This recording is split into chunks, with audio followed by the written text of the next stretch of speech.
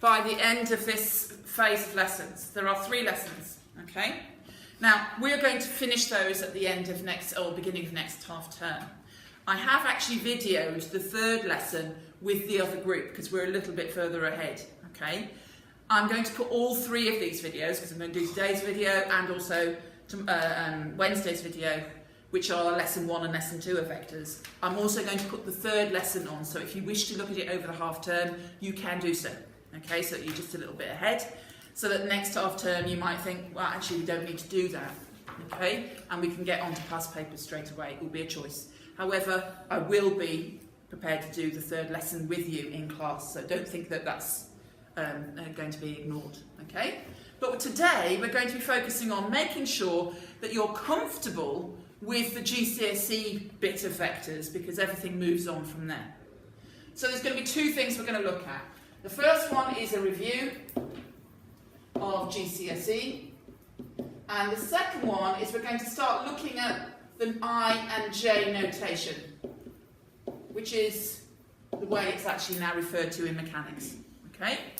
And then next lesson we'll be looking at how we use the I and J notation in simpler terms. The final lesson would be, okay, now what do we do when it's actually a mechanics type problem?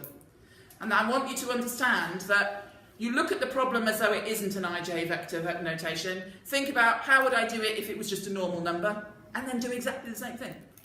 Okay? So I don't want you to panic about this. But a lot of people do, because it's just a slightly different way of working things. So, what is a vector from GCSE? What can you remember? What makes it a vector? Magnitude. What's another word for magnitude? Because that's the mathematical word, but what's it that mean? Size. Okay, size. And it has direction.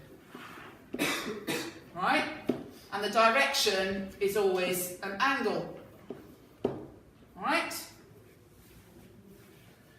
Now, in all the work that you've done at GCSE and all the work that you're going to do now, you'll be using trigonometry to actually help you.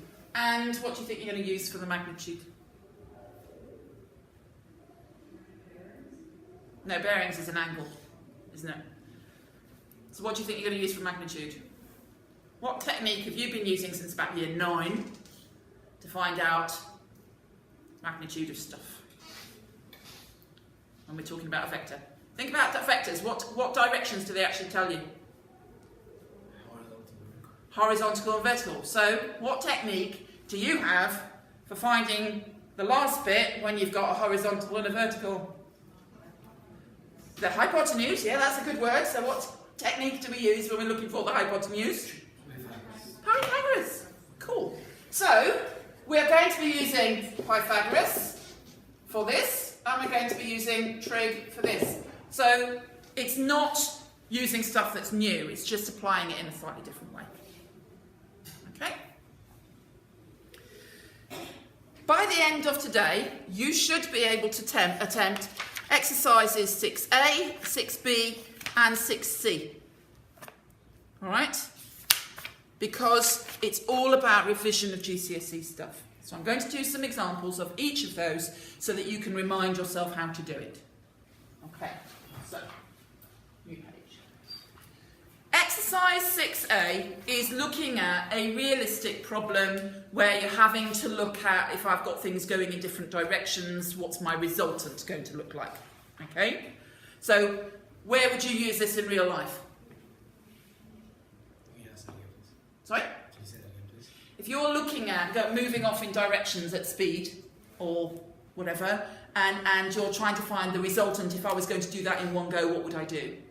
What sort of scenario might you use that in the real world? Bingo. Aeroplanes, ships.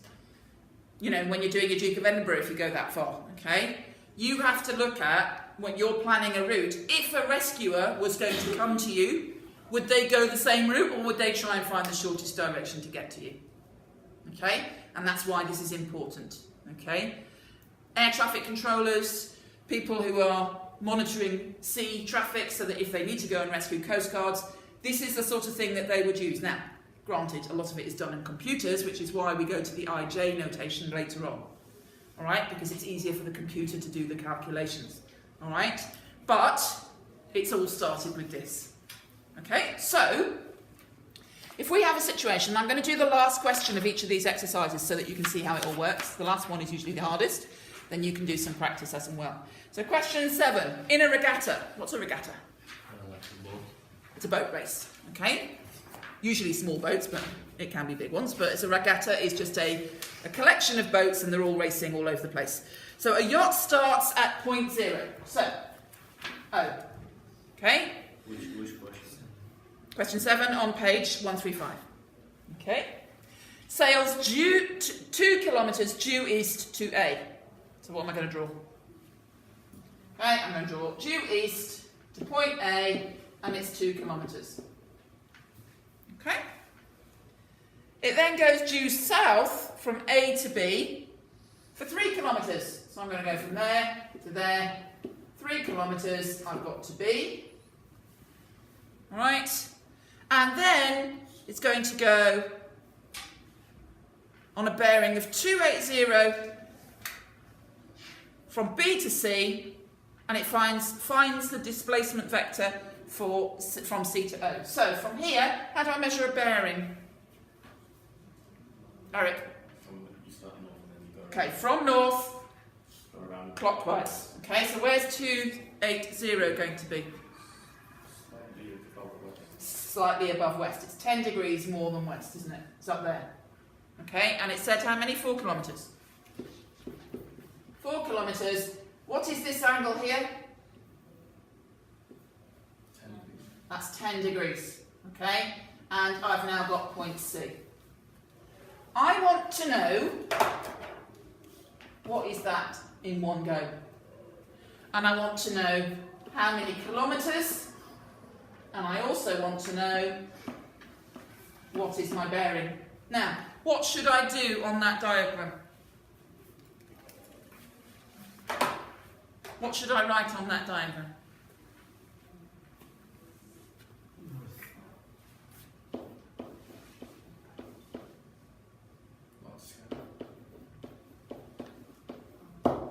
Not to scale. Because ultimately, if someone else was to read your work, what might they be tempted to do? Measure it and pick up a protractor. Well, all we've done is a sketch, therefore it cannot be to scale. What we have to do is calculate it. So, how are you going to calculate it?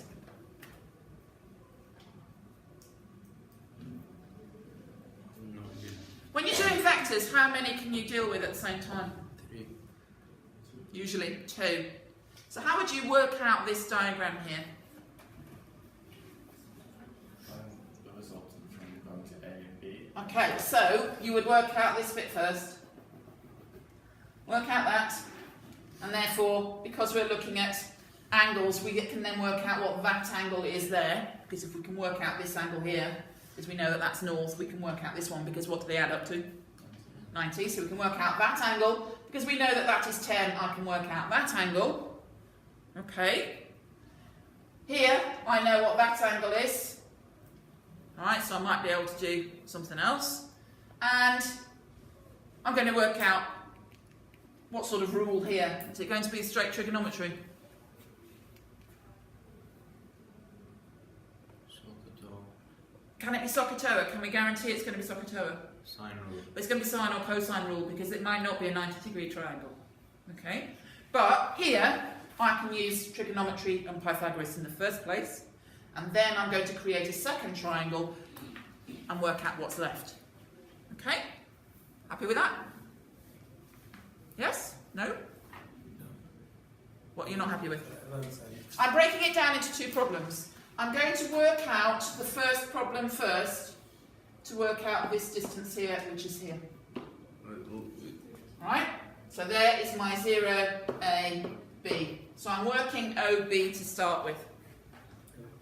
Once I know OB, I'm going to redraw just this part of the triangle with OB in it. And then work out the bit that's missing.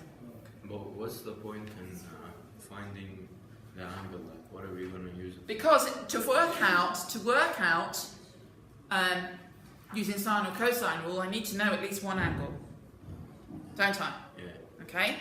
So that's what we need to work out. We have to know one angle. The only way I'm going to find an angle is by working out this one, and therefore I can find out that one. Yeah. Okay? Because I don't know what's happening up here. So I can't do anything to do with angles which has got that side connected, because I don't know anything about that side. Okay? So, this was 2, this was 3. What's the length here?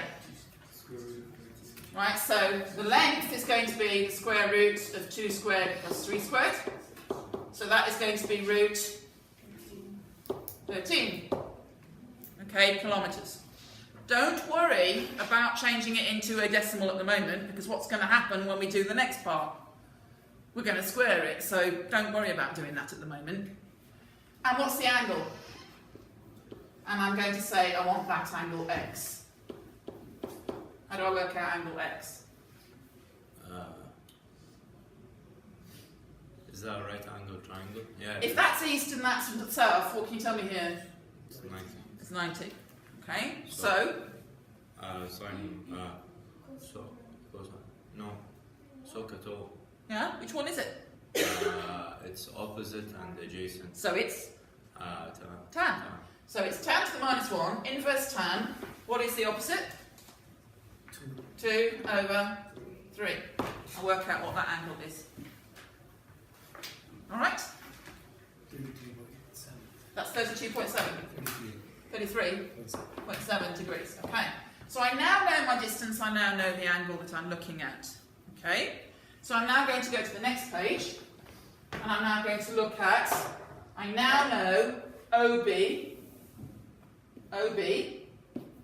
and I now need to look at going to C. What is this angle here? 30. 9. So this angle is 90 minus The one we just worked the one that we just worked out, Minus 10. minus 10, which gives us, 46.3.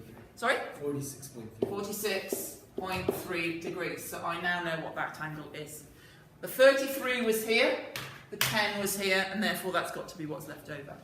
I've now got this problem here. That's what I'm looking for, and that's the angle I'm looking for. Okay? So, I now know that this is root 13, and that's 4. What am I going to do to find the distance to start with? What do I do when I know 2 distances and the angle between them? It's the cosine rule, isn't it? Okay, so a squared is equal to b squared plus c squared minus 2bc cos the angle b. Okay, a squared is what I'm looking for if I label them properly. This is a, this is b, this is c. Right? So I've... Isn't it cos A? Cos A, sorry, yes, because it's A is the opposite one. Well done. I'm thinking B because that's what I've got the letter there. Right, cos A. So that's just the general one. Okay? So this is my angle A here. Alright? So I'm going to put in for 13, root 13 squared is 13 plus 4 squared 16 minus 2 times root 13 times 4 cos 46.3. And I square root that to find out what my value of A is. Yep. How did you get to this triangle? Like, Because it told me that to get from B to C, from here, I had to do 280 degrees to get to C. okay. Right? Now, because I know that that was 33 there, what is the angle here between horizontal? 10. 10, which is why we're able to find out this angle here. But then what? Like the 280. Like why? Then why did they give it to you? Because otherwise you wouldn't know that that was 10. I thought they gave you that. Oh, how did you work it out to be 10?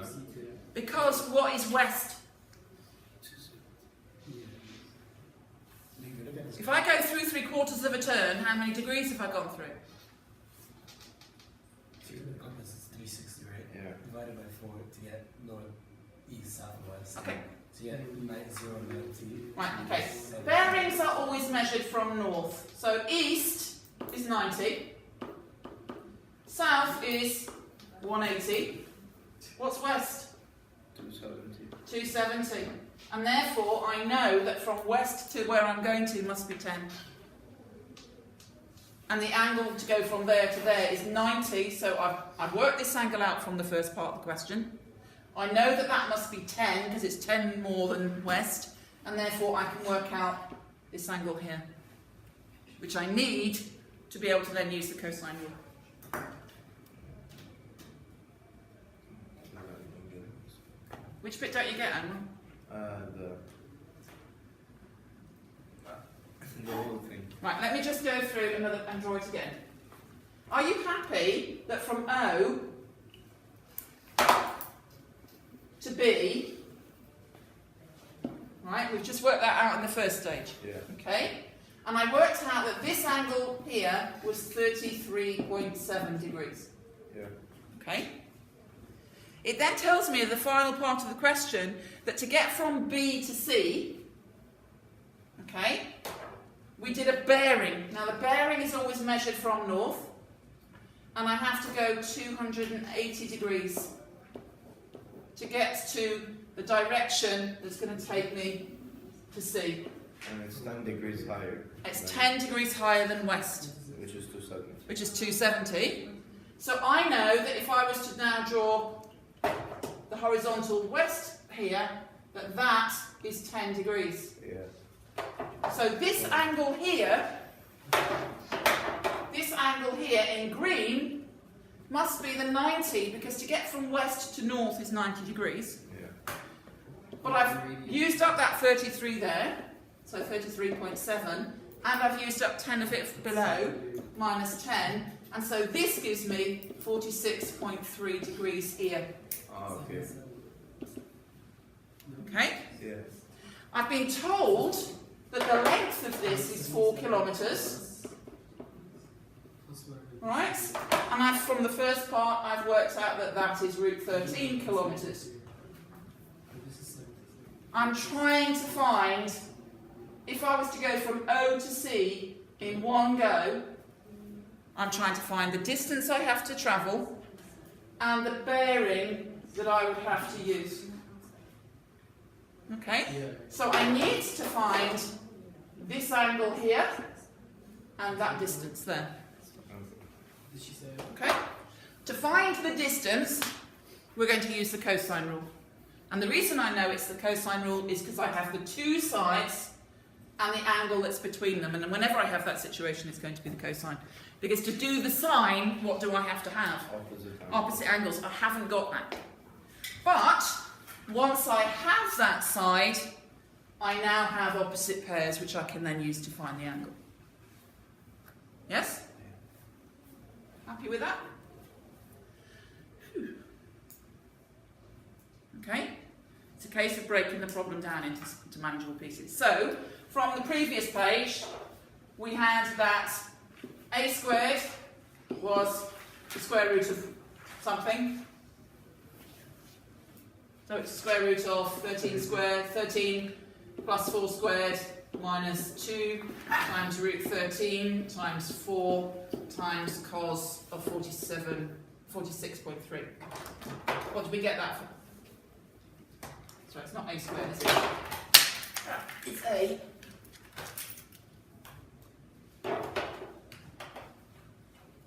So A is equal to that. Okay? What do we get? Isn't it the root of root 13? No, because what's root 13 squared? Ah. Okay? That's why I said here it's actually not worth working out what root 13 actually is in terms of a decimal value, because you're going to use it here and you're going to square it anyway. Okay? So what do we get A to be? 3.01. Sorry? 3.01.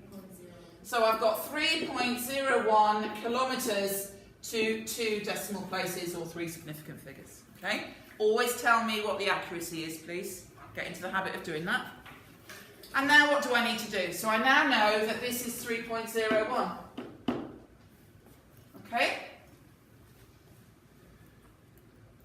I need to find out the bearing of this angle here. How am I going to find that out?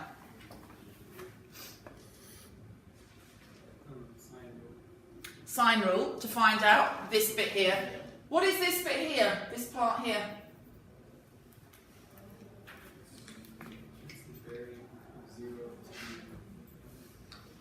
Do we know what that value is, that angle is?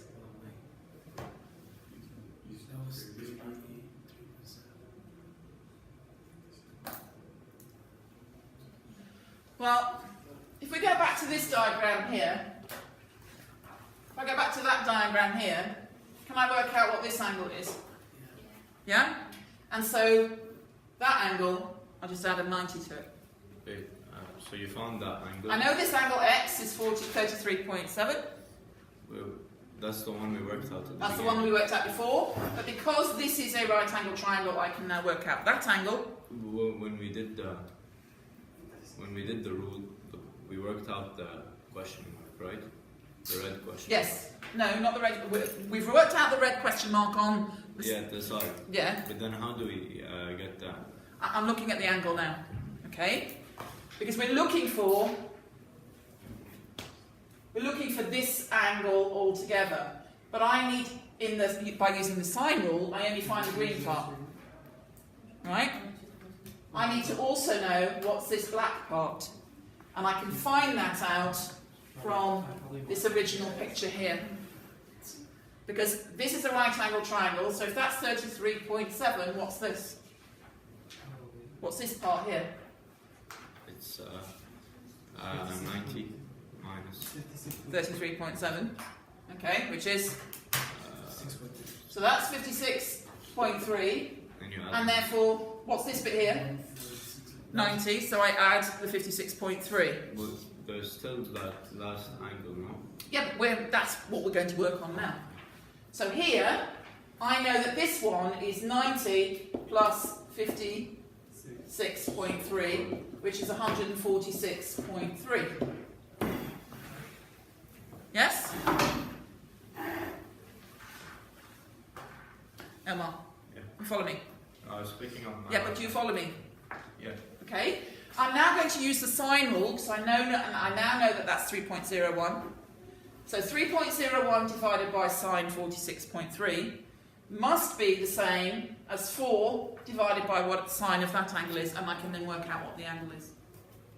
So do you want the whole angle or Yes. just that section? I need to find out that section, but the bearing has to be started from north, so I will need to add that on to find my final answer.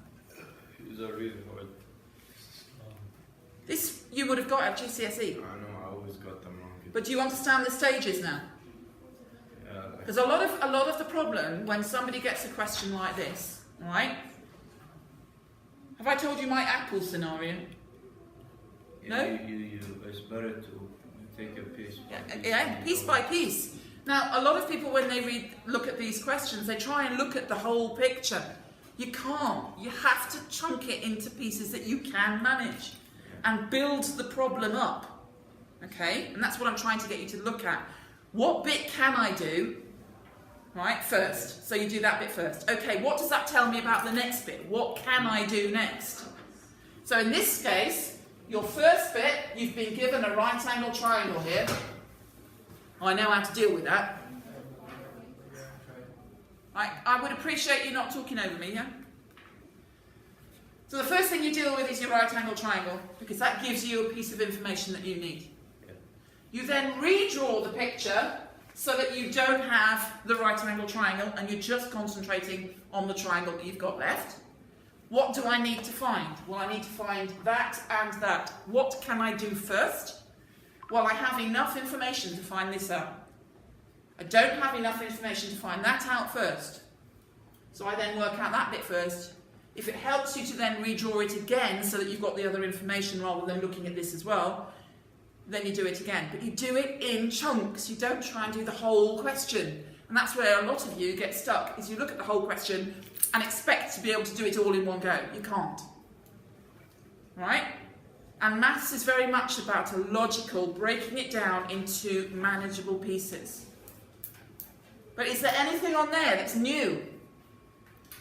No. That's why we're looking at it as a review. But the questions do become more complex. Okay? So hardness. That's not too hard at all. It's GCSE. Right? The hardest part of GCSE. It might be the hardest part of GCSE, but you've now had a further 2 years of study. Yeah? You're not the same as that year 11 person. You're supposed to be a little bit more sophisticated in your thinking processes, yeah? That's the idea anyway. So you will need to do some practice on these sort of questions. I have to say they are less likely to come up in the exam, but because it's in the course, I can't say it won't. All right? Therefore, you need to practice. Happy with that? That would be exercise 6A. The next thing that you have to remember from GCSE is that if you have a vector A and I want something that is parallel, what can you tell me? You normally write a little wiggle underneath it, yeah? It's in the same direction, okay? So it's in the same direction, Never touch. which means that they're never touching. But what can I write down on here? If that is A, what's this? That's A prime. Something to do with A, right? So we tend to use the symbol lambda, another Greek letter, you know, alpha, beta, delta. Well, we tend to use lambda in vectors. So that is lambda A, and all it means is it's a multiple of A. Because A is a size and direction. The only thing that we've changed on here is the size, but it's still in the same direction, and therefore it has to be a multiple of the original vector. So this is really important. When you have parallel vectors, they will be multiples of each other, and that's how you prove that they're parallel. So, parallel vectors are multiples of each other. It's a really important fact to remember. And they will expect you to know that. So parallel vectors. And all that lambda is the multiplying number, whatever that happens to be. Alright? So that's something that you need to have remembered from GCSE. So how do we add vectors? You put the nose on the tail. You put the nose on the tail. So if this is vector A, and this is vector B, then the resultant from there to there is A plus B. You just put them nose to tail. If A was 2, 3, and B was 4, 1, That's what do you mean 2, 3? Like what? okay? What do I mean 2, 3? Somebody help Omar out, because this is something that you should remember from GCSE again. What does 2, 3 mean? I think one is horizontal. Which one's horizontal, which one's vertical? I think 3 is horizontal. Yeah. It's horizontal.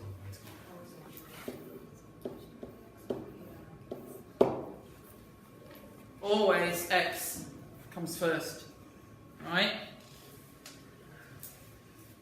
Looks very similar to something else we know, a coordinate. Why do we write it differently? What is the difference between that and that? It gives you direction. The one with the up and down gives you direction. Okay. Where does that one start? Right, so this one starts at the origin. Okay, where does that one start?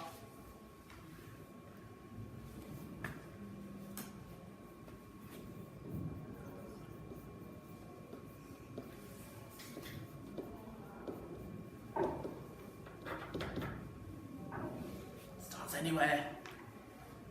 Right?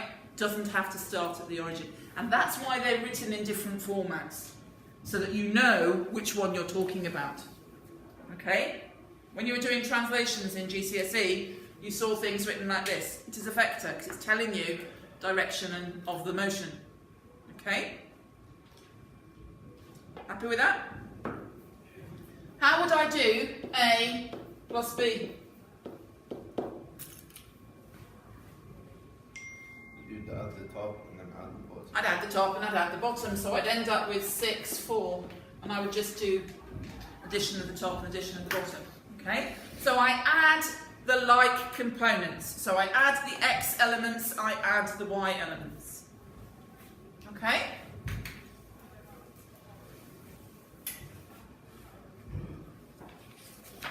Exercise 6b is looking at vector geometry in that sort of term. How do I get from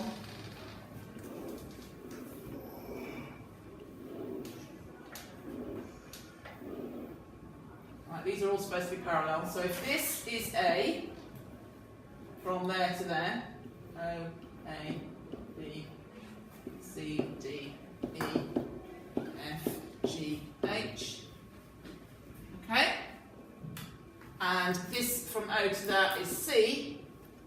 What is OG?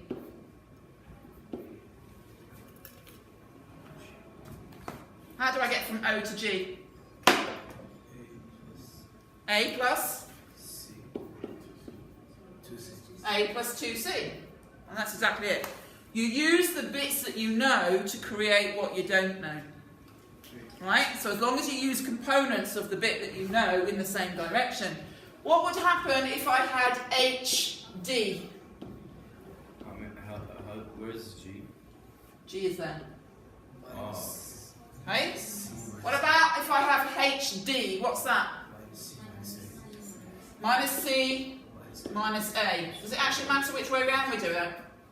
No. No, so if it doesn't matter which way around we do it, we would normally put it in alphabetical order, but it actually doesn't matter. Because I could go minus A minus C, it gets me to the same position. But to remember, if you're going in the opposite direction, it has to be a negative, because your direction is changing. It's not the same direction as A, it's the opposite one, so you negative it. Alright? I'm not going to go on to exercise C, because I think that's quite enough based on what we've done today. Alright? Look at exercise A and B, make sure you come back next lesson confident with those bits so that you can move on. Any questions? That's tomorrow, but this is GCSE revision, so I do expect it to be done for tomorrow, because it's not new. Alright? Thank you very much.